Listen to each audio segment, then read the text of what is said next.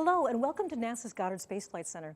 My name is Michelle Thaller and we have a wonderful honor today of presenting a scientific colloquium about some amazing new results having to do with the end of the dinosaurs. This is something where space science and earth science come together and shows you how very much enmeshed all of these different types of study are. So we're honored today to have Robert DePalma talking to us, and he'll be giving this colloquium. Now, Robert, it turns out, is a doctoral candidate. He'll be very soon getting a doctorate, I hope, from the University of Manchester. Is that correct, Robert? Yes? Michelle, thank you so much. It's an honor to be here today. I will be getting a doctorate very soon from the University of Manchester, and I'm on the faculty at Florida Atlantic University. And you introduced yourself to me as a vertebrate paleontologist, and you specialize in the end of the Cretaceous period, which was ended very suddenly by an event that we're going to talk about today. Absolutely right. Okay, well, enjoy the symposium. We'll be back later. Thank you. Thank you very much. And today I'll be talking about a very, very exciting bit of research that deals with probably one of the worst days of the Mesozoic. It's when the Cretaceous ended. And anything that would have experienced that day would have had probably the worst day that it ever experienced. That is, of course, the Chicxulub impact event. And that event is what set in motion a series of events that really changed the topography of life on Earth as we know it. And it set the stage for what we have today. The important thing to remember, though, is that the Chicxulub event and understanding the Chicxulub event in every detail possible is literally our window into the past to understand how biota is going to respond to impact events, how biota is going to respond to global scale hazards, and in turn, how can we possibly deal with that today? So it directly relates to what's going on today, and that's where Earth and space science really meet. And a little bit about the Chicxulub impact. We're talking about an asteroid that was relatively 10 kilometers in diameter, and it's going to come in roughly 20 kilometers a second.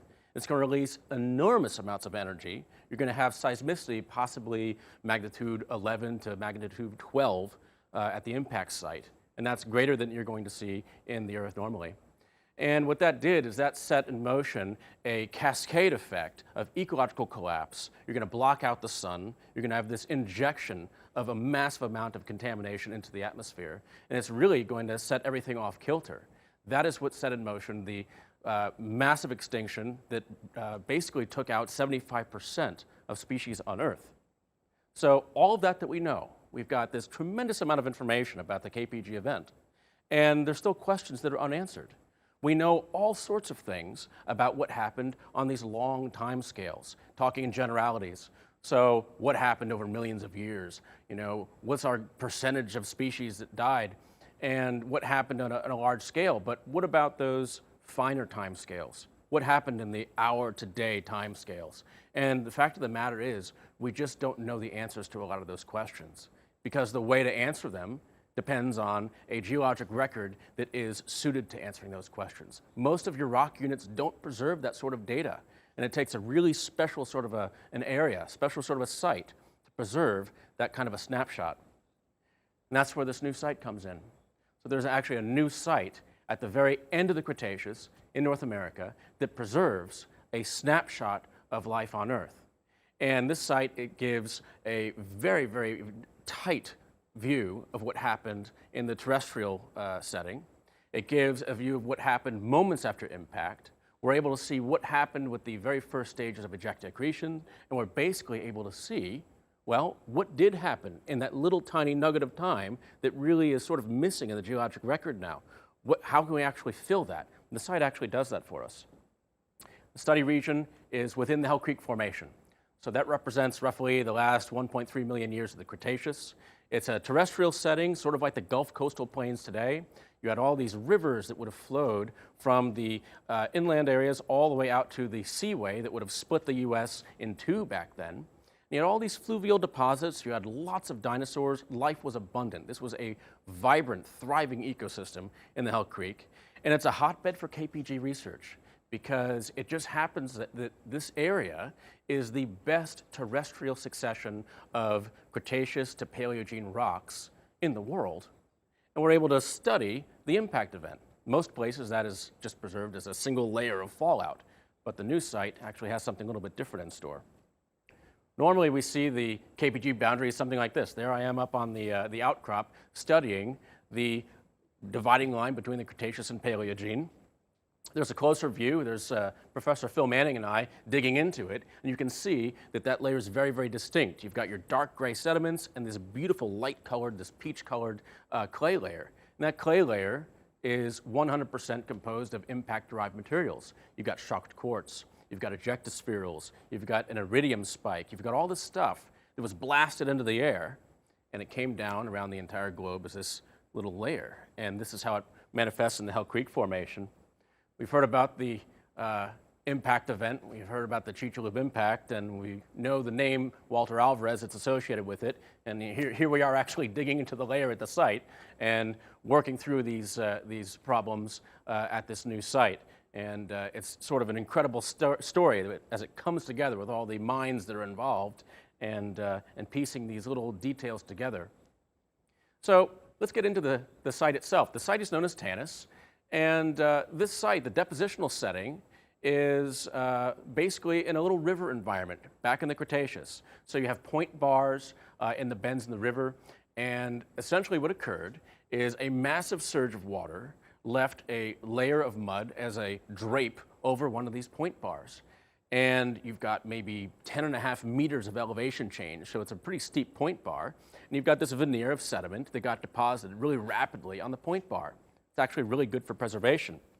And you can see here, it was a really turbulent deposit. You've got all these chaotically deposited laminae of silt and sand, and mixed in with that, you've got this mass death layer of mostly fish, and you've got trees, you've got other plants, you've got other organisms, all mixed in to this really dense layer of dead creatures. And this was all pushed in at relatively the same time. And you can see it right, the chaotically oriented mud clasts at the bottom. So what those are, we call them rip-up clasts. And then when you have a really turbulent surge of water, it's going to rip up whatever sediment it encounters. It's going to basically roil those together. It's going to tumble those and cause this little layer of rip-up clasts. And that's what we see there. We have our sturgeon there, and that's mostly what we see with the fish. We've got sturgeon and paddlefish. And then mixed in with those, we've got other terrestrial biota. This is what the site looks like today. It looks very, very different. You don't have that subtropical area that you would have had in the Hell Creek Formation. This is the prairie in the American West. And you can actually kind of get an idea of the elevation change there at the site. We're about 2/3 up that angled point bar. And you can see way down there at the vehicles is near the base of the point bar. And it even goes up from there. We've got 10.5 meters of elevation change continuously unbroken in that deposit. And when we start digging up these remains, you got to think, well, when are we? You know, we're basically digging through time. So when are we? That's the big question we always ask. And we have to answer that multiple different ways, not just one. And one of those ways is with the plants, so the megaflora at the site. And this is one of the things that has been independently verified by paleobotanist Patrick Herendeen. And when we look at the flora that are present in that point bar deposit and the surge deposit, and compare that to the underlying sediments that river dug through, the incised sediments, which are obviously older, we see a distinct difference in the flora between those. The flora that are in the surge deposit and that are in the point bar are much younger, and they constrain to the very, very uppermost Cretaceous, the terminal Cretaceous, and the uppermost Hell Creek Formation. Same with the pollen. And this has been independently verified by paleontologist Steve Bozarth. And the pollen shows us the same thing pretty much that the flora show us. Basically, the pollen in the uppermost part of the deposit, in your point bar and in your surge deposit, match with the uppermost Hell Creek, the terminal Cretaceous. And then the incised bedrock is a little bit older. It's what you would expect. So we've got these redundant ways of basically putting a timestamp on our deposit. And the ejecta does that as well. And here are some examples of the ejecta. Here we've got the space component of this site. And this is a basic stratigraphic column of the site. You can see the grain size curve. So you go from large to small grain. We've got two major pulses in the site. So we've got one major pulse, backflow, and then another pulse that goes all the way up. There's ejecta throughout this deposit. You've got ejectospherules, like you see here, that would have come from the impact site.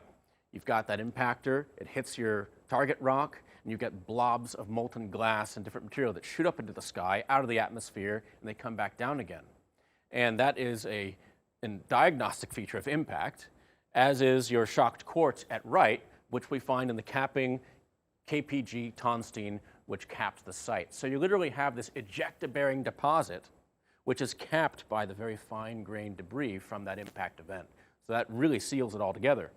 You also have microcrystites. So these are formed as a condensate from the vaporized impactors. So you've got that asteroid, it vaporizes on impact, and as that condenses, you get these forming. And you've got the typical enrichments in chromium and nickel and iron and so forth that are attributed to the microcrystites.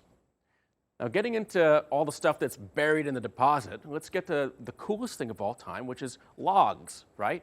Because we all think logs are really cool, right? Well, these logs actually happen to be cool because in this site, wrapped around the logs, you've got all these animals and different things, but the logs themselves, which in some cases can be 20 to 30 feet long, the longest ones we've dug up so far, really well preserved, semi-three-dimensional, but they also have runnels of amber on them. So we know that resin would go down the trees, and we've got runnels of amber on the exterior of the logs. Okay, that's great. We've all seen Jurassic Park. We know that amber is a great thing for paleontology, but in this case, amber, when that resin is still flowing, is a way to capture whatever is going through the air. And on the day of the Chicxulub impact, that's the time when I really want to see what's in the amber. So what are we finding here? Well, we're sieving out the amber. We're actually going through it. There's Pim Kaskis, another researcher who is doing work out there from VU Amsterdam. And here are some of the pieces of amber from the site. There's little pieces of the wood, but here we've got pieces of amber from the site. You can actually see texture on the surface of that one that matches the bark from the trees. So this is really well preserved amber. And when we look inside, we've got beautifully preserved ejectospherules from the impact event. Now, these haven't been exposed yet. They're still in the amber. And these two spherules have been exposed, and we can see that beautiful black glass of the impact spherule. That's not usually what you see with the Chicxulub impact. Normally, we're looking at what you see at left, a really awful, crumbly clay spherule, because a really bad thing happens in the geologic record. What happens is glass will then alter when it takes on water. So it hydrates, and glass will then turn to clay, in this case, smectite clay. And it becomes crumbly and not too nice. And we look at these as researchers of the impact event, and we think, oh man, what did that look like on the day of impact? What did it look like when it was pristine? And we have to use our imaginations to think, what did that used to look like? That's what it used to look like. That's one of the only pristine pieces of impact ejecta from the Chicxulub impact. And the amber there is full of it. So that's a really good hotbed for research, and it helps us to give a fingerprint to the site, right? So some of those little clay spherules didn't completely alter. So this is a beautiful micro CT that my colleague Lauren Gertschy put together. And the blue portion is the clay, all right? And the interior, the green portion, is the unaltered core of that spherule. And looking at those and the ones from amber, we're able to establish a geochemical fingerprint with the Chicxulub impact and with glass from the Chicxulub impact from elsewhere and geochemical fingerprints from the crater site. And also that glass has a temporal fingerprint. So we're able to radiometrically date that, argon-argon dating, and come up with a date that matches the Chicxulub event. So we're able to match this event with the site, with the biota, with the microorganisms, with the geochemistry, with the radioisotopes, everything. So we're able to come up with these reinforcing ways of linking it with the Chicxulub event. So good, we've got something that's linked to the day of the impact. That's excellent. So how can we get this timing constrained a little bit? And the ejecta sort of is our key, because that entire column of sediment was getting deposited during active ejecta accretion of coarse-grained ejecta. So basically, since that site is covered in your fine-grained tonstein, that came out later, and your column is filled with your coarse-grained ejecta, you're tied to that coarse-grained ejecta accretion time window. And that's within roughly the first hour, maybe 2 at most after impact. You want to be really, really generous, maybe say an hour and a half to 2 hours after impact. And geologically speaking, that is the blink of an eye. That is the sort of honey spot that we're looking for. Because when you're looking at the impact event in the terms of hundreds of thousands to millions of years, and you're able to get a site with that sort of temporal resolution, then you can answer all sorts of questions if you find the right types of material there. And that we know we're in the gold now. Now is when we can start answering those questions. Now, go back to the temporal resolution. How can we possibly constrain that a little more? The ejecta is our key. We know that whole deposit was within the first hour or two after impact. But when we have lenses like that throughout the deposit, we can work out, based on their average diameter, when they would have arrived at the site. And Walter actually helped by doing a lot of those calculations. And what we turned up with is you can get those different lenses throughout the thing, and those are basically your little timestamps throughout the deposit. You could further subdivide the chronology of this deposit based on the incoming time of the ejected spherules. And that's the beauty of the site. So you can actually get this little tidbit of a view every step up the column. But that doesn't actually solve, the surge. Where did the surge come from? I'm not going to belabor that too much. But we have this big surge of water. It happened at the same time of the impact. Where did it come from? What's the deal? Basically, we know that the site was part of the point bar system of a big river, a very large river that cut deeply into the Hell Creek landscape, and that emptied out into the Western Interior Seaway. Okay, we already know that fact. We know there was a big surge. It occurred in a couple of pulses. We got bidirectional flow preserved in our sedimentary structures. Most of our surge was going inland. Essentially, that river was flowing backwards during the greatest sedimentation episodes of that event. So we know that surge came from the direction of the Western Interior Seaway. It was flowing westward from an eastern direction. And that's kind of like a tip-off right there. It's a tsunami-like wave. And it's turning out that the seismic waves arrived right around the time of this wave that deposited the Tanis sediments. So probably the seismic input was what caused it, not a tsunami from the impact site, but it's a seismic shaking. We're not going to get into that too much with this one. But basically, this is what your cross-section would look like, an idealized cross-section of the site. Your white arrow out is going to give your flow of the river, easily documentable at the site. You've got all your typical SED structures. And then you've got your opposite flow from the surge. Would have been about 10.5 meters, and it would have filled it up like that, possibly more, but that's what the fossil record shows us. And it could have been even deeper than that. We've got, let's go back a little bit. We've got KPG boundary preserved directly on top of the surge deposit here. We've got KPG boundary preserved here in the overbank deposit, and then also at the edge over at 6 at Brook Butte, which is about 1.1, 1.2 kilometers to the north. So we've got KPG boundary sediments all over the place from the site. And there it is filling up. And we've actually got some of our marine fossils that show you, yes, this is probably a surge that originated from the seaway. We've got freshwater organisms at right, like the sturgeon.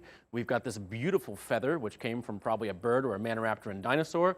We've got those mixed in with ammonites. It's a marine shelled mollusk. We've got sharks, mosasaurs, different marine fish, marine foraminifera, and things that just don't belong there. These don't exist in the Hell Creek Formation normally. There are 2 marine tongues in the Hell Creek Formation, but the fossils, the timing, and the mode of preservation don't match with the site, so there's no linkage there. So we'll talk about the animals a little bit, the biota of Tanis, and the new insight into life at the end of the Cretaceous based on that. So we've got our connection between the impact event and the biota. And most of that biota turns out to be fish in this case. We've got a lot of, we got sturgeon, we've got paddlefish, we've got at least 3 new species of fish that are unnamed at this point, so we're already learning about the types of organisms that existed back then. But we're going to talk about little more interesting things here now, the pterosaurs. So these are winged reptiles, these are flying reptiles. They existed back then at the end of the Cretaceous. The Hell Creek Formation had only one type that we're aware of, the asdarchids. That's the giant type. Quetzalcoatlus is one of the ones that's more well known. It's the size of a small aircraft. So these are big pterosaurs. They're well known around the world. This is a cladogram of the basics of our knowledge of pterosaurs from their origin all the way up to the extinction. We know a lot about pterosaurs. We've got plentiful remains, and they're sort of like one of the favorite things to study. The one thing we don't know a lot about is what were their eggs, babies, reproductive strategies, and et cetera.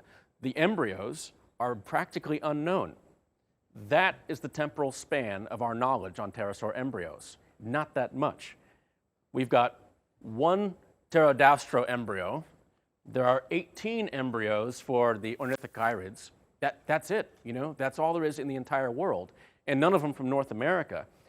The good part about the site is the preservation potential is so good because of that rapid deposition that we are able to add a data point to that and add the Asdarchids to the end of the Cretaceous. So we expand this temporally and taxonomically, which delights us to no end. So stratigraphically, this is where we are. Most of our carcass tangle is going to be down here at the upper part of the first surge pulse and the lower part of the second pulse. That's where most of the organisms are in this deposit, although as I mentioned, some cross-cut the entire deposit at an angle to the bedding planes. So there's stuff throughout. That's just your main concentration.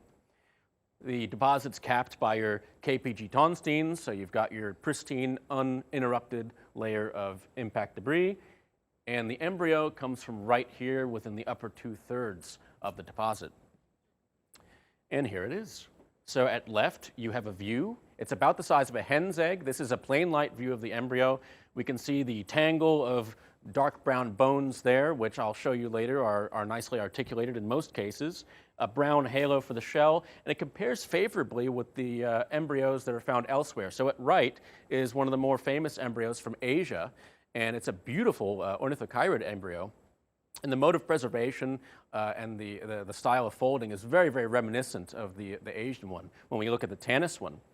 And here's a shot that Dave Berman and I got going with the laser stimulated fluorescence, and you can see the bones come out, and you can actually see some of the articulation. So here you go, you've got your upper arm bone, your humerus, and you've got your radius and ulna, and then the long wing elements that are preserved there. They don't match anything that should be there. They don't match the birds or the dinosaurs, and the structure of the bones and the anatomy of this creature really only compares favorably with the pterosaurs. So we're relatively confident, and so is Dave Unwin, our co-author, one of the world's experts in pterosaurs, that this is a beautiful Asdarchid pterosaur embryo. And so, as scientists, we just have to keep picking away at the details and figuring out what we could find out. And with these samples, and with the ejecta, we ended up going to two of the most powerful synchrotron facilities in the world. We went to SSRL at Stanford University and the Diamond Light Source in Oxford, UK, two absolutely gorgeous facilities, and I cannot say enough about how wonderful they were during the analytical procedures. Here we are at the beamline, scanning the specimens. We've got the beam pipe here coming out of the storage ring, giving us our lethal synchrotron radiation. You don't want to be in there when it's operating. And we're able to find details with these methods about the organisms and their chemical makeup that you just can't find otherwise. And this particular beamline enables us to look at the chemical makeup and the spatial distribution of those different chemicals at a molecular scale. And you're able to see, what is that organism made of? Is that material organically bound, or is it something that's an artifact of the fossilization process? And we're able to take these things down and look at all these little things that normally you can't see. And in this case, it's the sulfur. So there's a blown up view of the egg. Blue, you're looking at the bones of the pterosaur. All of that yellow is sulfur, and the sulfur follows the outline of your eggshell. The sulfur in this case is not just sulfur. We'd be happy if it was just sulfur, but in this case it's not. Through the X-ray absorption spectroscopy, we're able to determine that all of the sulfur you see on the screen was organically bound. That is not sulfur that's a result of the fossilization process. It's not something that precipitated or something during the lithification of the outcrop. This is something that is tied to the organism itself. Moreover, it's probably tied to the eggshell, because you would have had organic sulfur associated with the whole organism, but the eggshell would have been a little bit more resilient. And we suspect that that sulfur is probably tied to the cysteine in the eggshell proteins. And we're going to be looking further into that. Going on to the shell, here's some SEM shots of the shell. And it turns out it's actually a dual-layered shell. This is a top-down view. And here you can actually see where at the edge of the shell, there was a little bit of a flake-up that occurred. And you can see there's the upper unit of the shell, and down below is revealed your lower unit of shell. And that basically shows us a difference in texture, a difference in composition. And you look a little bit closer, you can get a closer view of the upper unit of the shell, top down. And there it is actually compared to a soft-shelled gecko egg, modern day. And you can see them compared side by side, somewhat similar to each other. You look at them edge on, and you can get a little bit of a better view. This is sort of an oblique top-down view. You can see that flaked edge there. And there's a direct cross-section where you can see a beautiful distinction between the upper and lower layers, both in color and texture. And that's even more illustrated by the SEM images, because you can see sort of this haphazard, grainy texture of the upper unit. In the lower unit, you could even see little reminiscent structures of the sort of parallel bedded structure that would have been there, sort of like the laminated structure.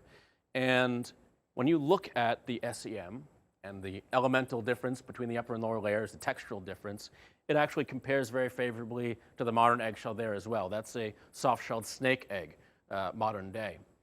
And as we went through this specimen, we saw more and more features that signified that this had a soft-shelled egg, similar to the early pterosaurs. But now we know that that feature existed into the latest Cretaceous, which no one knew until now. And here we go. All right, this is another beautiful view of the skeleton. So this is a zoomed-in view. We can see the shell is outlined in zinc. We've got strontium outlining the bones. And the one thing to remember here is that the bones of this are really well ossified. They're well preserved, well ossified. This was probably a late-term embryo based on how many of the bones were ossified, based on the articulation, based on the size. Probably was a late-term embryo.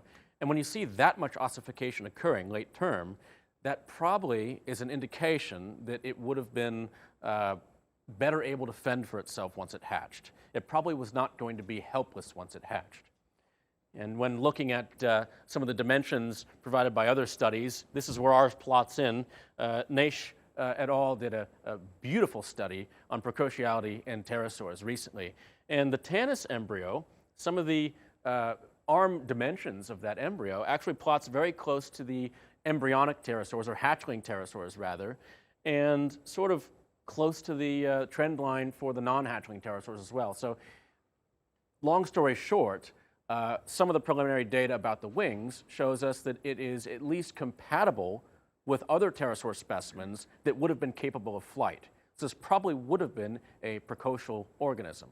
And that's a good advantage, especially if you're going to be in an area where things want to eat you. And that's how big the thing would have been when it was hatched. So this is the first reconstruction based on the fossil, and this shows the articulated reconstructed skeleton. The bones that were not present in the original were reconstructed based on the proportions of Asdarchid pterosaurs, but we had representatives of a lot of these bones, so it is a faithful reproduction of how it would have looked if it got to hatch. A little bit skinnier than if it hatched. But it would have been basically the size of a bat when it hatched. So pterosaurs, wonderful. Dinosaurs are even better, I think, maybe. I think they're on par with each other personally. So let's talk about the dinosauria from the deposit. Back to our trusty column. We already have our KPG boundary clay there. We've got our main concentration of fossils down there. Where do the dinosauria occur in the deposit? That's something we really haven't gotten into much yet. Two places. First, we've got actual dinosaurian remains in the deposit, and the ones we're going to talk about here come from right about there in upper unit 1, at the very top of the very first surge pulse. And then we've got a very cool thing that occurs. We've got trace fossils in the paleosurface right under Tanis. So essentially, when you've got this surge that came in and covered that riverbank and covered that point bar, it covered the active paleosurface of the latest Cretaceous. Whatever was there got covered. And in this case, we had footprints in that paleosurface that got covered by a beautiful contiguous layer of sediment. These were not older footprints that were re-exposed. These are not footprints that had formed any other way. This is latest Cretaceous material. And here's how that shakes out. So at right, you can actually see this beautiful angled paleosurface. You can actually see the angle of that point bar. And this is the exposed surface. You can see it's trampled all over the place. It's not smooth. It's like a game trail. It's almost like you go to a cow ranch or something today. And then that is directly overlain by that veneer of the surge deposit. Very different lithology. And the basal sands of that surge deposit fill all of those tracks and footprints, and totally different sedimentation. And when that dries just a little bit in the sun, it just pops right off, and you've got all of the beautiful tracks beneath. And here we've got some of them. There's a three-toed track from one of the dinosaurs, and we've got the surge deposit resting right on top. And, what's the timeline of this? What we argue is this is probably not too long before impact. Not directly before impact. If it was the same day, it would have been a muddy deposit, and your surge would have washed that away.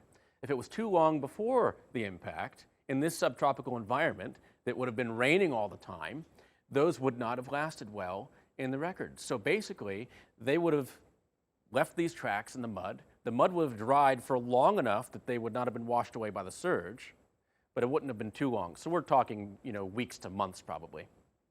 And here are some of those beautiful tracks. Theropod dinosaur tracks. Those are the carnivorous dinosaurs. Dave Burnham's hand for scale next to that beautiful tridactyl print there. We've got ornithomimid over there. So we've got the meat eaters represented. These are probably from herbivorous dinosaurs, but they're not yet determined which taxa they're from. But the fact of the matter is we've got a diverse assortment of dinosaurs. So we don't necessarily have to identify the specific taxa right now. We've got to identify morphotypes, and that gives us an idea of species richness. How rich were the dinosaurs right at the end? This gives us a very good idea. Not only that, we also have infant dinosaur tracks. So infant hadrosaur, and we've got infant either ceratopsian or it could possibly be mammal, but it's probably ceratopsian based on the manus prints. And when you look at the scale, these things are about the size of a silver dollar or a golf ball. Very, very small. That's from a baby that would be about that big, and that would have been from that year's breeding season. So those are babies from the last breeding season of the Cretaceous, and that they were living there not too long before the surge. So about the Triceratops, yes, they existed in the area, and yes, they died in the area as well. So while excavating into the surge deposit, we identified some soft tissue associated with those. So we already reported a partial hip from a ceratopsian in that deposit and some soft tissue associated. Well, we wanted to go back and find more if there was more there, and more there was. Here's Riley Weir, one of the grad students at FAU, at initial contact with this beautiful scaly pattern from what we now know is ceratopsian. At that point, we knew it was from a large dinosaur. And here we have Lauren Gertschy continuing that excavation, and this protuberance on the top of the very, very large scale, that is very similar to what you would see in Triceratops. I've not seen it in any other ceratopsian personally. It's almost certainly from a Triceratops. We're like, oh, well, how much is actually there? We ended up getting lots of skin from this animal. We got a selection of bones, which shows us that we had an associated skeleton at one point in time. And that animal probably died right there. Probably was not transported in like we originally thought. With that many bones representing that much of the skeleton, probably not transported in. But it died before the impact. This was not something that was part of the asteroid impact at the end. We had a lot of decay. The bones were disarticulated, and this animal probably died weeks to months before impact. Again, like with the trackways, you're not going to have this die years before impact because all that soft tissue would have been decayed away. You would not have had an opportunity to rework it, so it was not a fossil at that time and reworked. So we're looking at probably weeks to months before impact. So sadly, yeah, that was not something that died in the impact surge. But we did find something that probably was. So here's some of the new stuff. We've got Dave Burnham's thumb for scale next to soft tissue associated with bones that later turned out to be from a dinosaur. And after much digging, this is what the sediment looks like when you start. It's really this awful mess, and you have to make sense of this, and you have to do a very detailed excavation. Over time, we ended up revealing a herbivorous dinosaur in that deposit. And here we are delineating the block with a herbivorous dinosaur. There's actually a palm frond over here, and we're delineating the creature. This is the outline of the rear leg. So we have the thigh going to the calf. We've got the gastrocnemius would have been there. We've got the ankle and the toes all the way down to the claws. And this animal was preserved in such a way that you had these three-dimensional skin impressions over the articulated skeleton, meaning this was not decayed prior to impact. It was not decayed prior to deposition. It was beautifully preserved. and we did not know exactly what it was. We know it was a herbivorous dinosaur. We narrowed it down. It's probably either from a pachycephalosaur or a thescelosaur. So those are two herbivorous dinosaurs, sort of like a gazelle ecomorph of the Hell Creek landscape. And they would have been gorgeous little creatures, but we weren't quite sure which type it was. So we dug deeper, figuratively speaking, and did some micro-CT work. These are micro-CTs, literally a digital dissection of this dinosaur. So this is like a dinosaur CSI. This is the beautifully articulated toe of that dinosaur inside the three-dimensional fossil skin envelope. So you've got all the digits of the toe. You've got the claw here. You've got the ankle. At right, you can see the leg partially flexed, and you can see some breaks in the leg that are from fossilization, but there are some green stick fractures in that. Those green stick fractures are from the time of death, before fossilization. So it actually had trauma before fossilization. And this turns out to be from a dinosaur called a Thescelosaurus. That's what this thing was from.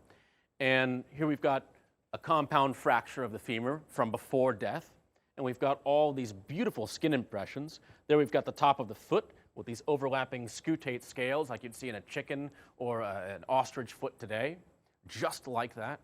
And here we have it 66 million years old, preserved in this dinosaur that most likely experienced the worst day that a dinosaur ever could experience. That dinosaur probably witnessed the impact event in its own special way. That's also teaching us new things about thescelosaurs, in addition to teaching us about the impact, because the scale patterns we're seeing on this leg are scale patterns we've never seen before in a herbivorous dinosaur. So we're able to actually reconstruct, better than before, the appearance of the leg of a thescelosaur, because we've got these very elongated tubercular scales, which probably would have equated to some sort of a pattern of color or something like that in the animal. They at least would have been a texture pattern that would be visible on the animal, possibly a form of camouflage. No one knew they had that before. So because of the preservation here, we're actually able to determine new things about this dinosaur. And then we have to go through our list of our dino CSI. What caused the death of this thing? We don't want to jump to conclusions and say, yeah, this is something that was brought down by the impact. We're scientists. We want to figure out and weed out what is incompatible with what we're looking at. Predation. Could it have been preyed upon? Lots of herbivores are. In this case, it's not well supported by the fossil. We don't see tooth marks. We don't see anything that indicates that it was either partially or completely consumed. We don't see evidence that a predator engaged this animal or shed teeth of the predator. You see those sometimes too. We don't see that. How about disease? Was it disease? Could it have died right before impact, maybe a day before, a week before, a diseased animal? Well, Paul Barrett and other people actually have examined the specimen, and they agree with us that there's no obvious evidence of disease associated with the leg. It looks like it was an animal in good health. It looks like the animal probably, was just a normal, average thescelosaur, just living out its life. We don't see any obvious signs of a bad disease. So probably not disease. Okay, how about trauma? I just mentioned trauma. We do have trauma, yes. We've got green stick fractures. We've got fractures that occurred at the time or right around the time of death. Good, okay, that gives us a little bit of evidence there. And could this have been contemporaneous? It's compatible. Now, as a scientist, I'm not going to say yes, 100%, we do have an animal that died in the impact surge. Is it compatible? Absolutely. Because we've already weeded out some of the most obvious causes of death, and it's compatible that it could possibly, plausibly have been a victim of that impact surge. It did not decay before burial. That's one good point of evidence. So that is really kind of an exciting thing to think about. This creature could actually have experienced that event. This, rather than thinking, oh yeah, the impact caused all this extinction, you're thinking, wow, how did the impact affect the life of this single creature? And that brings it down to kind of like a human level. Now back to the impact itself, let's talk about what the impact tells us about the impact. The ejectospherules, the beautiful ones that are totally preserved in glass, that are not altered at all into clay, have a little bit more to tell us. They're not just pretty, they actually have data to provide. This is the exterior. We actually still have some pieces of amber adhering to those.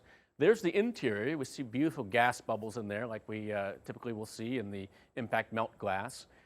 I'm astounded at the beauty of the interior of this thing, because when you look at that glass, you can just imagine the day that it was flying through the air, out of the crater, out of the atmosphere, and solidifying, as this little piece of glass. But there's stuff in there that is really important to us as scientists, and that's the inclusions. We've found bits of rocky debris in several of these that we're like, okay, just like you see an insect in amber, now we're seeing a piece of rock inside the glass, perfectly preserved. What's that going to tell us about the impact? There's a little nugget there. There are all these little dirty nuggets in there. Every single speck that takes away from this beautiful clear glass is a piece of debris. And that's essentially the equivalent of sending someone back in time with a sample vial to the point of impact, collecting a sample, bottling it up, and perfectly preserving it for scientists right now. And that's like research gold. So what we found is that almost all of these little unmelted nuggets are enriched in strontium and calcium, and they're parts of the carbonate platform of the Yucatan. They're part of that limestone platform that got hit and got thrown into the air. These are pieces that didn't melt all the way. You expect that. It's very cool, very amazing. For all intents and purposes, those are some of the best preserved pieces of the Yucatan platform that got hit because they haven't been weathered in 66 million years. So you've got those little bits of evidence from the moment of impact, and it brings you kind of closer to, feeling like you were actually there on that day. You can picture these being encapsulated by the molten glass. But when we were at Diamond Light Source in Oxfordshire, we found a couple of these fragments were not quite what we expected. Two of the spherules had fragments in them that were wildly different in composition than those others. They were not enriched in the calcium and the strontium like we would have expected. These were enriched in the iron, they were enriched in chromium, they were enriched in nickel, and a few other things I'm not going to mention just yet. But these fragments matched what we would expect from elsewhere, not from Earth. And as we go through the microanalysis, we can demonstrate that further. This is an SEM view of one of those fragments. We actually have a chondrule, or what appears to be a chondrule, that is preserved within this brecciated matrix. And we have the dark region around the exterior, which is likely related to the fine-grained rim of the chondrule. We've got a closer view. That's a much better view of the chondrule, actually. We've got some chromite along the edge there. We've got a beautiful view of the brecciated matrix, really nicely formed chondrule, and probably olivine. Actually, it probably is. We've got enrichments of magnesium there. Beautiful brecciated matrix. We got chondrule, and this is our view of one of those fragments.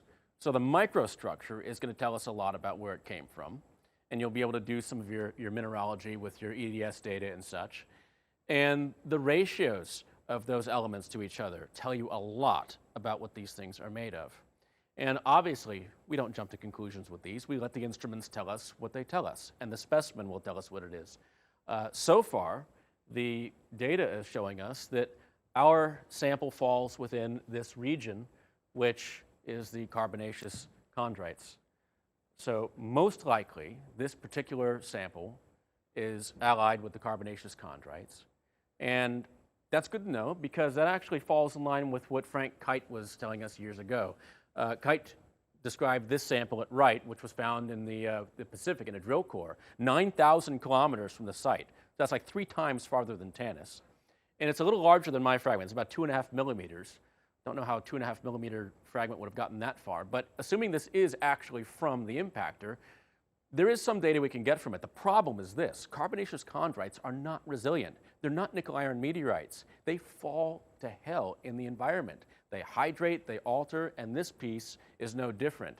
That particular specimen went through 66 million years of being ravaged by the ocean waters and the deep sea sediments. There's no original mineralogy that exists. There was a lot of chemical exchange with the exterior matrix, and there's no way really to tell exactly what type it is, except probably carbonaceous chondrite, and he proposed it's probably either a CV, CO, CR, or CM subtype carbonaceous chondrite. That's good. That's good to narrow it down a little bit further, but still it doesn't really give us that final oomph. Do we really know what the asteroid was? And our current specimen falls within this region of the graph. And this is one of the many different analyses. I'm not going to bore you with all of them, but ours falls within that region, which identifies it as most probably a CM-type carbonaceous chondrite, which is excellent because that actually falls right within Frank Kite's range. There's Frank Kite's proposed region, and we go right here. So we probably do have a CM carbonaceous chondrite. And in addition to that just being a phenomenally cool aspect of the impact story, you're able to look at a fragment, even if you haven't identified that fragment, and say, this is of cosmic origin, and almost certainly this is related to the bolide that hit at the end of the Cretaceous. That's amazing, it's phenomenal. Then, if you're able to actually identify it, and we're on the road to doing that, then you can actually say, amazing, we know what it was. But it's not just cool, that actually has some significance. Because when that asteroid came in, you're looking at a 10-kilometer diameter piece of rock. The composition of that rock is not trivial. The composition of that rock, when it was vaporized and went into the atmosphere, contributed to that atmospheric perturbation. That contributed to whatever happened to Earth's biota. So knowing what that composition was it high in sulfur, was it high in something else, what actually went up? You can combine that with what you know about the target rock and have a better idea about the dynamics of what occurred on the day of impact and why the things happened the way they did. So this is an important step forward in our story of understanding about the entire impact event. And one thing that we do know is the impact did not have a very good effect on Earth's biota. It was not compatible with life. It led to the massive extinction. I'm going to go through these very rapidly. A couple of high points about this pterosaur. Again, this is the first pterosaur embryo from North America, the first one from the late Cretaceous worldwide, the first one from an Asdarchid pterosaur. There's a lot to learn from this. And also, we're talking about when did the impact hit? You know, the impact occurred sometime in the spring to summer months. You know, we actually just performed a study that determined that's the most likely range. And there are a whole bunch of vulnerabilities that are inherent to that time span that are going to occur. These things are oviparous. They do have precocial young, probably. How does that affect? Now we can actually postulate, well, you know, we can figure out different ways that could have been affected by the impact. We look at the Thessalosaur. Basically, we've got a dinosaur at the KPG boundary. It closes the gap. Usually you don't find dinosaurs right at the KPG boundary. You've got a significant gap. This closes that gap completely. In addition, we've got details about that particular type of dinosaur that weren't available before. And this could have been killed by the impact. That's some significance right there. Very, very interesting. And also, if we do histological studies on the bones, we can work backwards and find out what things were like leading up to the impact in the environment, because the growth lines in those bones give us a record of that animal. And then, of course, the fragment. There's a beautiful EDS map of one of the fragments inside the spheral. And of course, that fragment is going to tell us more about the dynamics of the impact event, what the asteroid was made of, and possibly how it could have affected life on Earth. And this gets us so excited because we know the asteroid caused the extinction at the end of the Cretaceous. To see a piece of the culprit is just a goosebumpy experience. And lastly, the story that's kind of brought forward about this whole event in the Cretaceous kind of comes full circle. It's not just about the late Cretaceous. It's not just about what happened back then. It relates to today as well. The mode and tempo of the extinction event is very, very similar to what we see today. The rapid damaging effects to the ecologies today mirror, to a startling extent, what we see in the fossil record for how fast the extinction event occurred in the Cretaceous, much more so than the other mass extinctions in Earth's history. So that is a startling thing.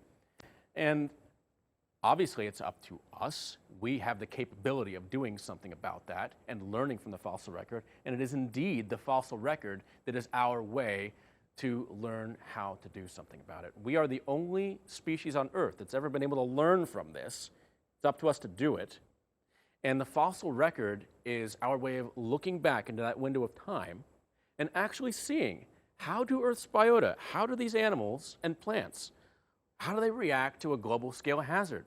It's not a simulation, it's not a question mark, it's not a hypothesis. You're actually looking through time at the fossil record to see what happens. That's our best way of understanding what's happening today, what could happen today, and how could we have an effect on that.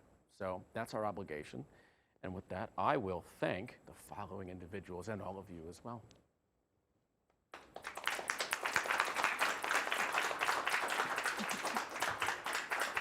Thank you so much.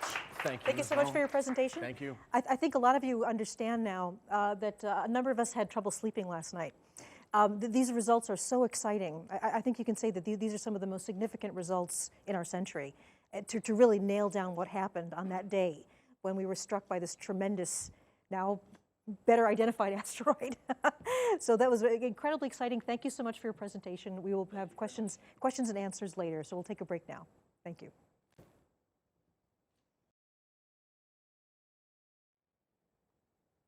Hello and welcome to NASA's Goddard Space Flight Center. My name is Michelle Thaller and I'm here to host a question and answer period about some extraordinary findings about the day that the asteroid hit that made the dinosaurs go extinct. And we have Robert DePalma here, who and his team have just had some incredible discoveries. I'm still speechless, I have to say. There were so many things that when you were talking, we were just emotionally reacting to. People were, I saw Christa she was nodding and she was going, oh my God. There was just amazing evidence today presented that you have captured the moment that asteroid hit, the ejecta came, seismic waves ripped through the planet, and some of these organisms were swept together and died. I mean, it's amazing to be standing in front of that right here.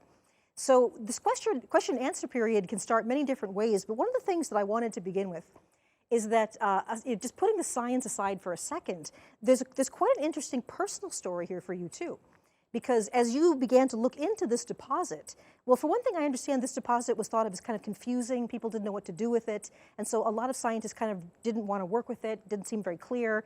You stuck with it, but your findings were controversial, and you got some pushback about it. Can you tell us a bit about that journey, about people being skeptical and now people being very excited about these? Science is about being skeptical. You really have to ask questions and don't take anything on face value. That's what happened with Alvarez and everybody else when they first proposed that an impact occurred. Nobody agreed with it. And if everybody agreed with something, I'd be kind of worried. That's when people aren't really thinking critically about it. In this case, what you do, and what you do as a scientist, is you find what evidence lines up, what does it mean, and what does it tell you? You don't tell the story. The evidence, the fossils, the data, that tells the story. And the longer you work on it, and the more of all of those items you collect and you're able to interpret, they are actually forwarding that information forward. And in this case, all of the data, the information that different teams are putting together, our team is interpreting based on these specimens, all it's coming together to sort of support this rich story that is linked with the end of the Cretaceous, the end of that time of dinosaurs. It's a very calm and very measured scientific response, I have to say. To me, it doesn't match the excitement I feel about this, the joy, I have to say. A bunch of us were just jumping up and down when we heard about this and what was going to be presented. So there's also an emotional story about, as you began to piece these things together, realizing what you had found. Can you take us a little bit on that as well? When looking at the fossil record, usually you're looking at really long time scales, millions of years, tens of thousands of years. And really, as paleontologists, we are passionate about the animals. I am passionate about the animals and whatever was existing at that time. So whenever I'm able to look at something and kind of have a fossil in front of me and be able to tell what that animal experienced, what was its life like, what happened during its life, how did it die? That's a special thing because it gives you a window into that animal's life. There's one creature experiencing what another creature did. And in this case, all of these animals that are just tumbled together in this deposit sort of had what I like to refer to as a front row seat to one of the most magnificent events of the late Cretaceous, the impact event and its aftermath. And how did it affect them on an individual level? And that's just such a personal story. Each one of them would have experienced it a little bit differently. And to see that kind of develop in front of your face in the outcrop and in the lab is a really personal experience. You're there and you're listening to that animal's story. There's something really immediate about this. I mean, I'm looking down on a specimen of a fish, And you pointed out to me that there are tiny little spheres of glass stuck in its gills. You know, this creature died, it suffocated, because its gills were clogged with ejecta that had to do with this huge impact, this asteroid hitting the Earth. And there it is right there. You know, these things, you know, had this, you know, they died because of this happening. Like we were talking about today, you're looking at this moment. And we were all just mentioning this even, you know, while we were having lunch together today. This was a moment our ancestors also experienced. We are related to things that lived through that day. And of course, things changed incredibly. This incredible rich ecosystem dominated by the dinosaurs, you know, that went away, and this mammalian ecosystem begins to become, you know, more dominant. So we're looking at an amazing change. Maybe we wouldn't even be here talking about this if that event hadn't happened. If you put your finger on a single point in time in the rock record and say that point was absolutely pivotal to the world, this was one of those points. Because you can literally get your finger and put it on the KPG boundary clay, the impact fallout, and say, that's your dividing line, that's your pivotal moment. Because you're absolutely right. The mammals rising up and being able to diversify, that massive shift in ecologies and ecosystems across the globe, they're tied to that moment, to that impact. And to see these animals that would have experienced that event, and then to look closer, like you say, and you can see some of the impact debris packed in the gills of the fish. So that fish interacted with the impact debris. The whole story is there. You've got the impact that caused that tremendous shift. You've got the animal that experienced it, and then you've got all of this in one layer that gives you a moment-by-moment record of the aftermath. You've got this layer cake of an incredible story. So just to kind of give people a chance to start asking questions, we have with us Dr. Jim Garvin, who is the chief scientist here at NASA Goddard. I was sitting next to you during the presentation. You were reacting.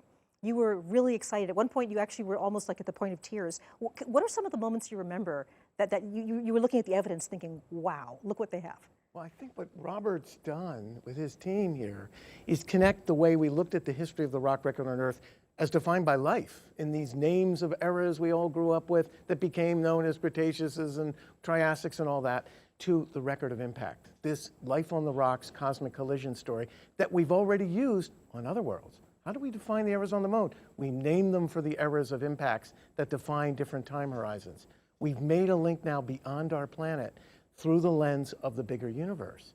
Robert's stuff now starts to give us data, I see, for that connection being expanded. So, you know, maybe KBG is the wrong name. Maybe it should be the big C for Chicxulub because it defined a change. And those connections aren't only at the big animal scale, as some of your findings, but also the microbial scale. And how we read those records, I can't wait to see what you learn, because my question is, you found preserved elements of this micro-comminuted impactor that made this event that changed the course of the history of life. If you played the tape backwards, we wouldn't be here, to quote a certain Yankee fan. So what do you think about those? I mean, that's a finding of cosmic significance. It's Mother Nature's best sample return to give us a little piece of what she did to change the course of life. I mean, why don't you tell us about that, Robert? Well, to find any sort of material that's associated with the impact event and really well-preserved fragments, like the cosmic material we've got, it is like going back in time, getting a sample vial and getting material from the site of impact and being able to study it. And working out the dynamics of the impact event itself is incredibly important. That is paramount to understanding how that impact affected life on Earth and how natural hazards are going to affect global ecosystems. But it is a tremendously moving kind of a feeling, because you are literally connected to these moments in time that are better understood now, but still poorly understood in many different ways. And they interfinger with so many different aspects of science and life. So these questions are incredibly important to answer. And as the answers are kind of flowing out, each one kind of builds the excitement and then leads to more questions. Well, and speaking of leading to more questions, I mean, so there were people here that were paleontologists, Jim, that were asking you about meteorites. So where would this meteorite have come from? Does anything about the structure, the analysis they've done, does that give you any clue about the history, the structure of the meteorite, this kind of meteorite? well, Roberts and his team showed us that this is a carbonaceous we think, from your preserved evidence, in those time capsules of amber within a spherule that was made by the impact ejecta. I love impact ejecta personally. It's very moving. Didn't want to experience anything like the gills on the fish, but nonetheless. So there is a little piece of those things that we're now going to sample what they tell us. We just completed sampling the asteroid Bennu. Not as big as the one that hit the Earth at Chicxulub, granted, less than a kilometer across. And we're going to bring back those materials to study in the way Robert is studying the impactor that made this cosmic event. So those connections to that part of the inner solar system that records that stuff, those artifacts of the collisional history of Earth, he's got it. So we're bringing it back thanks to robotic space flight. Wonderful job by OSIRIS-REx. And Chicxulub deposit a little sample of her own for us to study. And maybe other impacts. Other ones not as consequential, but equally interesting. Just in the last 40 years, understanding the role of impact in the history of life, climate, and all that is a profoundly new change that was heretical, as you said, Robert. It was, you got to be skeptical because everyone was telling you that's not the way it was. And so I think, your work is showing us what could really have been. And that's the way science works, changing paradigms. So also with us, we have Dr. Christa Peters-Lidard, who is our Deputy Director of Science at our Science and Exploration Directorate here. And you're a hydrologist by training as well. So what are some of the things that jumped out to you? Oh, yeah. Well, thinking about the storm surge, right? And the power of water, right? 10-meter high deposit. And just thinking about how, what the bed load was like. There were logs recovered at the site. Just the power of the water in this event, and magnitude 11 or 12 earthquakes. It's just blowing my mind. So, one of the things that occurred to me is, you have these two deposition episodes, right? So, how did the composition change, from those two episodes, and what does that say about, the physics of the surge in those two episodes? That's a phenomenal question, and that's one thing that we've been thinking about quite a bit. The sedimentary record is going to give you the details about that story. Yeah. And the grain size and the bed forms and everything else you get there, they're going to tell you what it was like if you know how to read it. And in this case, we had two pulses to that surge. There was one initial pulse, it backflowed, and then there was a second long pulse. And we know that they occurred right after each other because you have animals and plants that would have been very delicate that cross-cut all the deposit. So you're not going to have a long hiatus between those two pulses. And then when you look at the pulses, there's a little bit of a difference in composition. So the first one was much more turbulent. That first pulse had a lot of rip-up class, had a lot of sand content. The grain size was a lot bigger. So you had a much more turbulent surge. The second surge, more mud, more clay-sized particles, and it appeared to be a longer surge. So we had this massive, really bad turbulent surge, backflow, and then a longer, more protracted final surge before it slowed down and all the waters receded, leaving this veneer of mud and animals and logs and everything on the landscape. Cool. Long live the logs. Yes. We also have Dr. John Mather, the senior project scientist for the James Webb Space Telescope, and a physicist. So John, what's your take bringing the physics into this? Oh my goodness, I'm extremely excited to see the evidence that we've now got for the details of what happened on that day, because this is the first chance we really have to check all the incredible calculations that people can do with hydrodynamics and simulations of computer versions of rock hitting the Earth. But I'm also led to think about implications for our search for life elsewhere in the universe, because, well, it was pretty tricky here.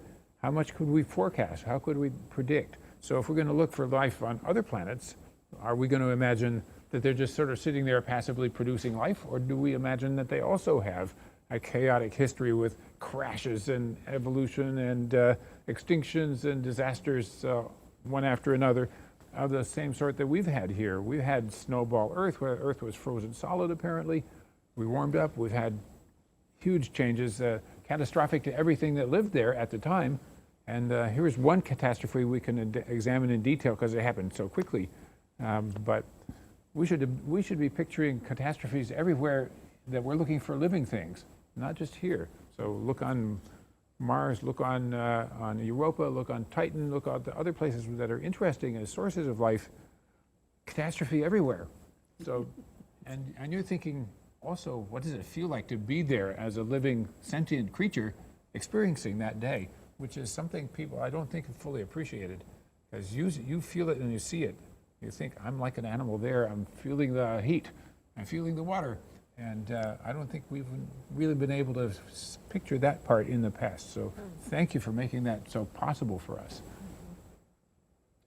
It's an absolutely fascinating thing. And you mentioned life on other planets and how catastrophe might play a role. That could also go the other way in that the frequency of certain levels of catastrophe could have a positive effect in some ways, because those could actually spark different changes in the evolution of life on those planets. So in the short term, meaning in the million to 10 million years scale, it might not be so good for those that are experiencing it. But in the grand scheme, that actually can bring about different changes in the trajectory of those evolutionary schemes and bring about different innovations. So it's really fascinating to think how that interplay occurs. And also just finding the evidence for it. I mean, one of the things that really, I worked on the Spitzer Space Telescope, which is an infrared telescope, and we would see events where there would be this huge blast of heat from a young planetary system. And really the only explanation was that two planets had collided. And that was something that seemed impossible. But then when the lunar samples were brought back from Apollo, there were possible clues of that having been the origin of the moon. We wouldn't have even known what could have happened in an exoplanet system had we not been to the moon to get that sample. So, I mean, the tremendous cataclysms that drive the formation of planets, the evolution of life.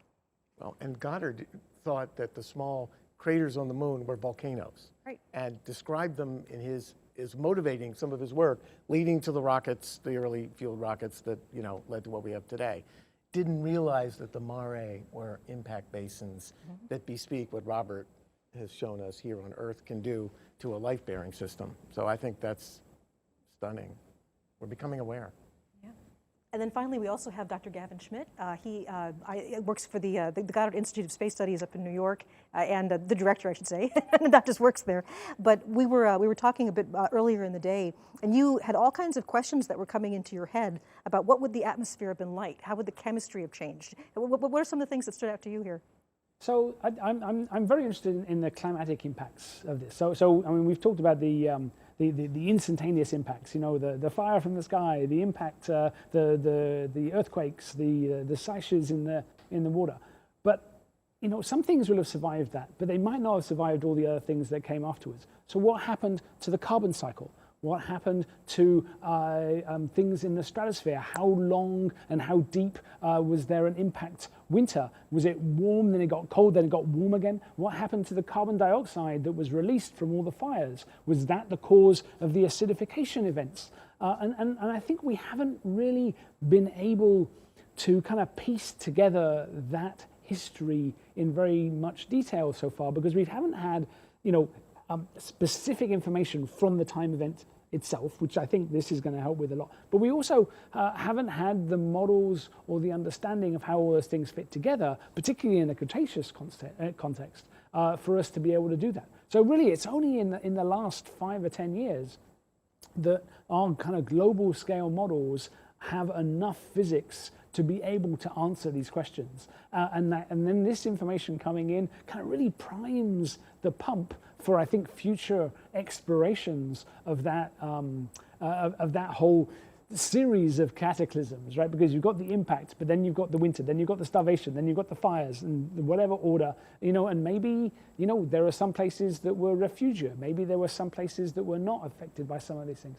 And maybe we can learn a little bit more about, that just even the short-term changes that occurred. And like climatically, it's the same processes that, as you say, that we're changing now through a different mechanism. Changes in carbon dioxide, changes in ocean acidification, changes potentially in stratospheric input if we ever decide to geoengineer our way out of this. All of these things, the extinction events, all of these things have parallels to the impact event, but also to some of the other kind of interesting events that happen in the Cretaceous or in the Eocene. But it's a fascinating tableau for us to be able to build credibility in our understanding of what's happening now by explaining what happened then. I couldn't agree more, and I couldn't say it better than you just did. I absolutely agree. And adding to that, you're talking about all these different processes that occurred afterward, and you're talking about injection of different debris into the atmosphere. Every little tiny step forward, we're going to add more data to that, and by we, I mean the whole scientific community, and that makes that a more complete picture. And part of that is, if we do have these pieces of cosmic material, by ascertaining what they're made of, what's their makeup? That's what's being injected into the atmosphere along with the target rock. So that's helping us to better constrain what was being put up there. Right. And by studying other things at the site, including the KPG boundary that's capping the deposit, we're working on kind of constraining how long that impact winter would have been, how long would the blockage of sunlight occurred. And we're actually kind of fine-tuning the previous data that's been collected on that. So hopefully that gives us some really interesting numbers. But obviously, all these factors come into play of how these poor things had to weather those first years, 10 years, 100,000 years, whatever it was. And that applies exactly, like you said, to today. Yeah, I mean, like you mentioned earlier that there's some evidence that this happened in the Northern Hemisphere spring. Right, that's kind of interesting, right? Because the impact itself is quite close to the equator, but in the Northern Hemisphere. And so what does that mean for how much this debris spread across the hemispheres? Maybe in the Southern Hemisphere, things were a little bit different and maybe not so dramatic. I mean, there's a lot of things to explore by looking at the details of what's coming out of these new studies. Think as well about the trajectory of the impact and the angle of impact of this bolide. There are some impact angles that are incompatible with any fragment surviving the impact event, and there are some that are somewhat compatible, and there are some impact angles that would lead to a much better likelihood that you would find a fragment. So the fact that we do have a couple of fragments kind of helps us to constrain that a little bit better. I know there have been a bunch of different ideas put forward in the past. This might help us to kind of weed through those a little bit better and have an idea of what that impact angle would have been. And of course, in turn, the angle of impact has its own set of implications in itself. I think one of the sidebars of what Gavin and he was saying is, so we think by theoretical physics that this scale of impact, 10 to 20 million megatons of TNT equivalent, would have mostly blown off the Earth's atmosphere as it existed at the time. It's all gone. What happened? It obviously didn't do that completely because life persisted. You have the post record in your stuff. So what was the early time like? Because, we're also dumping gigatons of stuff into the stratosphere, mostly from the target, which was a carbonate bank with ocean waters and all that. So that's the primary load, not the impact. That's a little thing. It's excavating to 30 kilometers in the, quasi-oceanic crust. Holy crap. They get 30 kilometers down? Probably. The transient crater. Absolutely. So, oh my God. I mean, now we're through the skin of, not the continental crust, but the oceanic crust, be right through it. Yeah. So, God forbid, what does that all mean? And these are the implications of that early time life record and the chemical record that you were getting to. If any of that's preserved, those are going to be those model constraints that we can use for models that, that can produce where everything's going, but what else is going on? If it got down that deep, did it actually was that like a volcano? Did it hit magma or something? Well, it would have hit whatever's at the 30 kilometer depth in the transient cavity propagation, like Robert said. But then the excavation stage moved this massive stuff out and rippled it through over a period of a few hours. And the resonant thermal pulse was probably, thousands of years in that region, in that area. So that relic scar is going to be part of the Earth history in that region. You're 3,000 kilometers away, so that's a great place to look at the consequences without having been, eradicated quickly, or more quickly than you'd like. probably didn't feel a thing. Well, I don't know if anybody likes to be eradicated. Right, no eradication here. Oh, yeah. Eradication's not. Yeah, that's not a good thing. Well, actually, and Christa, as a hydrologist, we were talking about how there were freshwater animals and saltwater animals all mixed together. Yes. So this really was a catastrophic flow of a saltwater body into a river system? Yes, exactly. So, I mean, that was such a compelling piece of evidence here, right? That, you know, that you see these species together that shouldn't be together. And, you know, again, like, it made me, you know, curious about how, I mean, it was sort of a jumble of, of lots of things together. So, I mean, as you approached this jumble, you know, and you started to say, wait a minute, that shouldn't be here. Like, how did you approach, you know, going forward once you started to realize, like, wait a minute, this is different. This should not be here. Well, before there was anything involving the impact, even in our brains, the two real red flags are, okay, you've got a river that would normally run somewhat east, and it's running westward now, Right. based on the flow direction. That doesn't make any sense.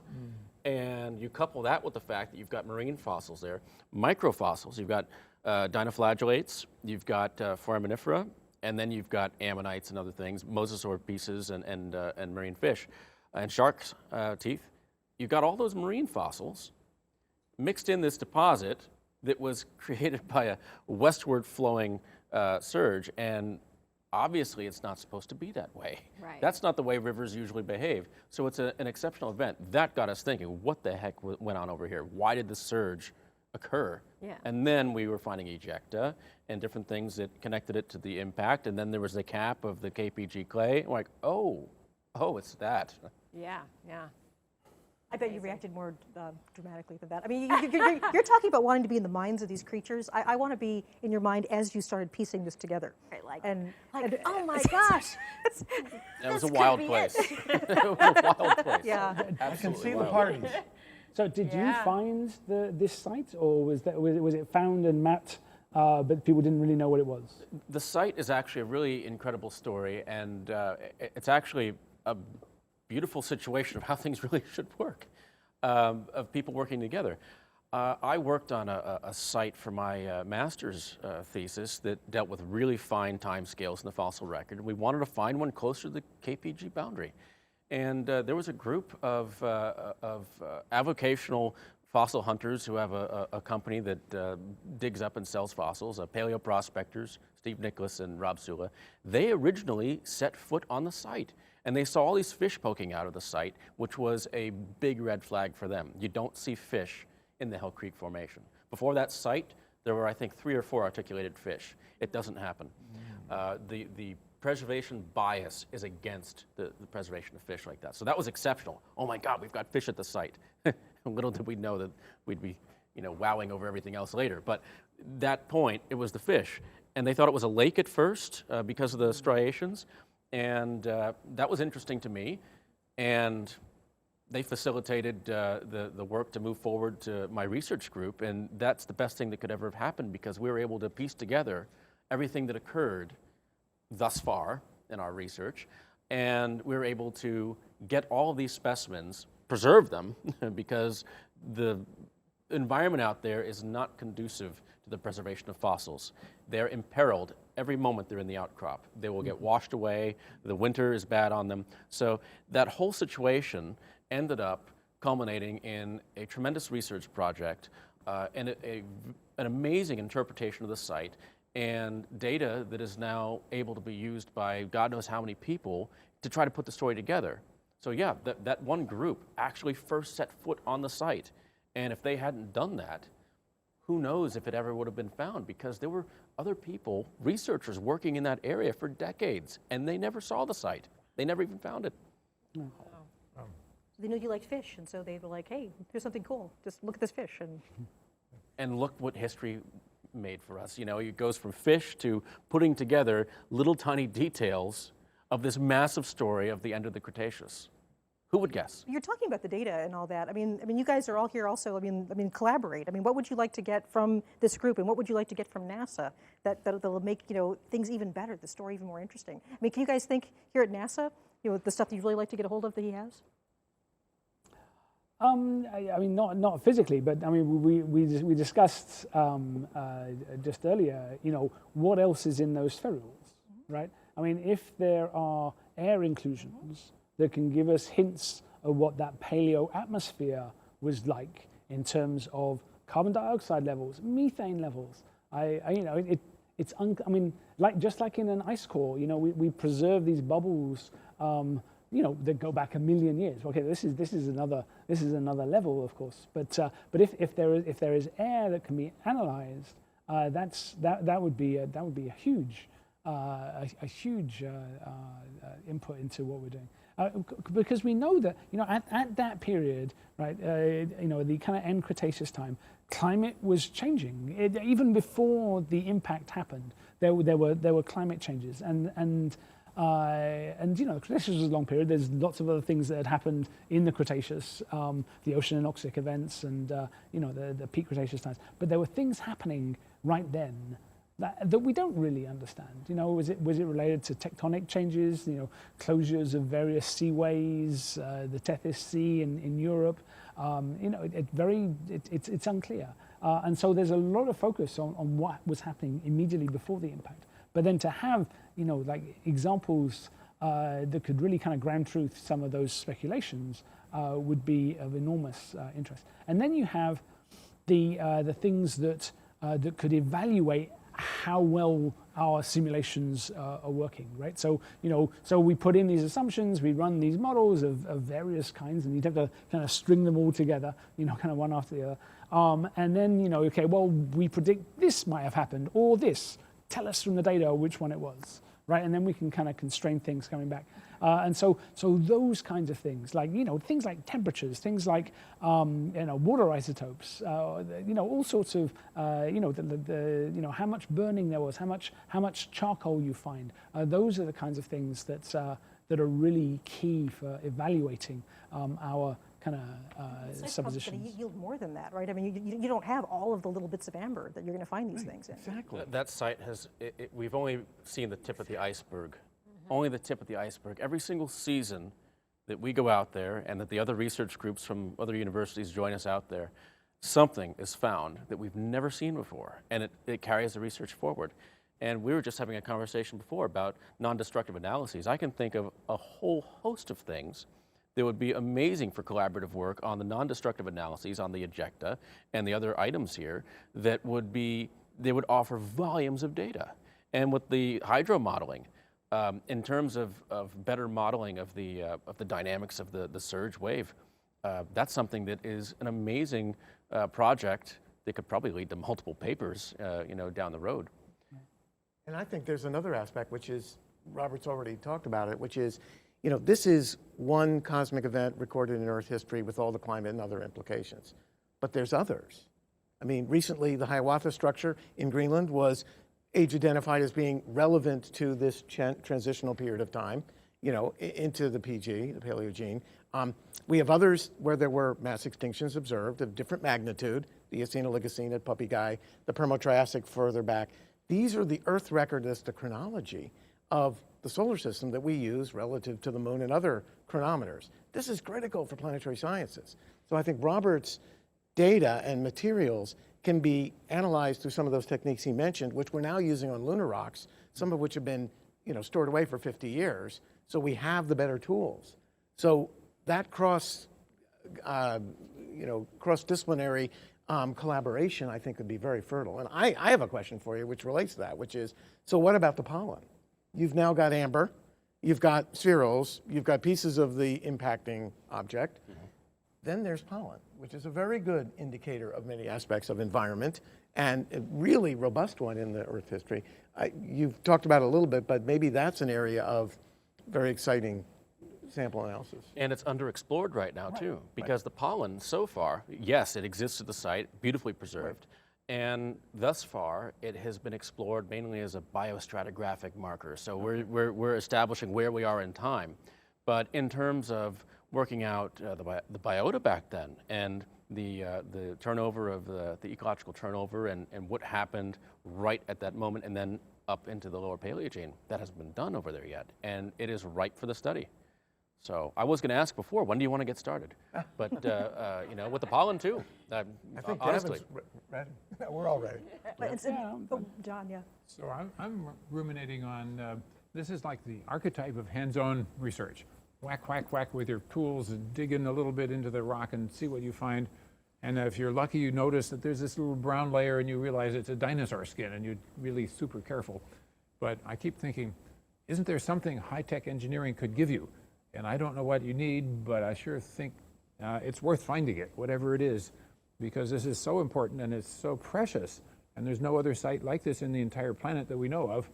So we need to get everything we can. And so before it all washes away, let's find it and let's give you all the help we can possibly imagine. I'll never try to turn away any really, really, really good recommendations on that end and putting on the thinking caps, because you're absolutely right. With the fossils and their mode of preservation they're very fragile, they're almost impossible to prepare and to stabilize. We have had to develop new techniques in excavation and stabilization for these that are different than what you normally use in the Owl Creek Formation. They dictate that we have to do that.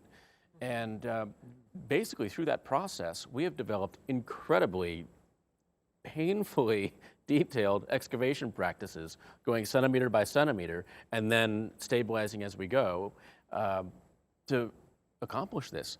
But we're always trying to up our game, and we are always trying to refine these methods and find better methods and really think outside the box. We recently got some of the specimens that were almost impossible to move because you put plaster jackets on the matrix, but if that is saturated with moisture, you can't move it. It's going to be basically the consistency of peanut butter. It'll get destroyed. So what do? You can't put glue on that because the glue's not going to go. It's already saturated with something else. So we decided, okay, we'll use whatever it's saturated in, which is water, to then stabilize it. So we flash froze this block with liquid nitrogen, turned it into a solid block, stabilized it that way, moved it out, and then we thawed it in a controlled environment before research. And we determined via SEM analysis and thin sections that was not harmful to the fossil. So we need a lot more thinking outside the box like that. And it's not just going to come from us. Do a liquid nitrogen factory on site. No, I was thinking about Jen. We had liquid nitrogen, John. We got liquid nitrogen. We know how to do that. I was actually thinking about Jen Eichenbrode's work on stabilizing organic compounds, which is useful in the Mars analysis. I mean, in that case, you're basically going molecule by molecule to stabilize the sample. That's something people do here. That would be absolutely useful. Absolutely. Also, the new classes of tomographic imaging at outcrop scale that are now being used in certain sectors, including in geophysical exploration, could image at centimeter scale in a three-dimensional volume into a target, depending on wavelengths of, that could characterize your site before you've actually dug into it. The astrobiology group, I think, needs to Would be contact very helpful, these yeah. people. Yeah, absolutely. Speaking of astrobiology and stuff and the search for life outside, so I mean, Jim, understanding impacts like this here, how does that help us understand other planets better? I know that's something you think a lot about. Well, I'm just struck because on Mars and Venus, we have Chicxulub-class impacts in the more recent eras of their record. And we use those on the Moon to characterize whole time blocks. We see them on Mars. We wonder about them in this, more recent historical period of Mars as not something from Gale Crater 3.5 billion years ago, but something from the last billion. And then there's Venus, where there's only one in this size class, maybe two if you get sketchy. So, wow, what if Venus did, as some climate models suggest, done in fact at Gavin's group, have persistent surface waters for billions of years? And that suppressed the record of impact, and the only ones we see are those that happened later, that are more recent, that are the Chicxulubs of Venus, or other worlds. And that's just thinking of Mars and Venus because they're climate-relevant objects nearby. And exoplanets, where John's telescope and others will be able to start ferreting out those classes of objects, that might have reflected an impact-preserved aspect of atmospheric change. Unbelievable, the connections. And so we need Earth ground truth to apply that message forward. And you've done that. And I think we can learn from you. And we can continue doing it forward. Right. Yeah. Not just me, it's a massive collaborative Massive effort. collaboration. Lots of women and men working on this. It's all good.